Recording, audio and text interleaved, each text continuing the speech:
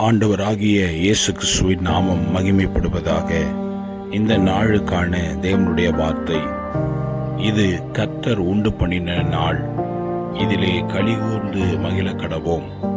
சங்கீதம் 118:24. இந்த வார்த்தையிலிருந்து நம்ம ஒரு காரியத்தை அறிந்து கொள்ள முடிகிறது. நம்முடைய வாழ்நாட்களிலே ஒவ்வொரு நாளையும் ஆண்டவர் நமக்காக உண்டு பண்ணியிருக்கிறார். நாம் ஒரு நாளை காண்பது மிகவும் அரிது. நேற்றிருந்தவர்கள் இன்று இல்லை, இன்று இருப்பவர்கள் நாளை இல்லை.